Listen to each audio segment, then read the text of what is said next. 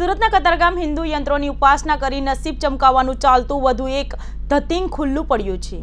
પીસીબીએ દરોડા પાડીને 10ને ઝડપી પાડ્યા છે। રાહુ યંત્ર, નક્ષત્ર યંત્ર, શ્રી યંત્ર, વશીકરણ, સુદર્શન યંત્ર, વાસ્તુ યંત્ર, પ્લેનેટ યંત્ર, લવ યંત્ર, તારા યંત્ર, ગ્રહ યંત્ર, મત્સ્ય યંત્ર જેવા કોઈ પણ યંત્ર પર નાણાં લગાડનાર ત્યારબાદ 5 મિનિટ પછી તમે જે યંત્ર ધાર્યું હોય તે યંત્ર કમ્પ્યુટર પર ફ્લેશ કરે તો રમનારાઓને 10 થી 20 ગણા નાણાં સામે આપવામાં આવે છે। કાપોદ્રા બાદ કતારગામમાં ચાલતા આવા ધતિંગ જેવા જુગારધામનો પર્દાફાશ થયો છે। સમગ્ર જુગારધામ એજન્સીઓ વેચીને ચલાવવામાં આવતું હોવાનું સામે આવ્યું છે।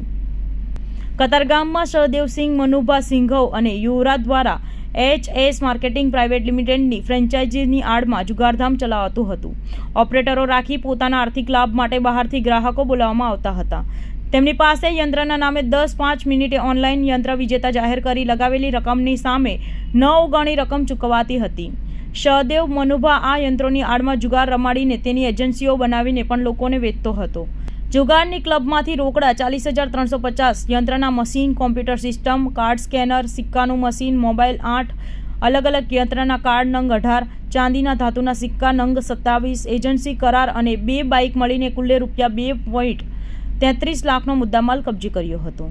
10 જુગારીઓની ધરપકડ કરીને ક્લબ ચલાવનાર સહદેવસિંહ અને યુવરાજને વોન્ટેડ બતાવ્યા હતા।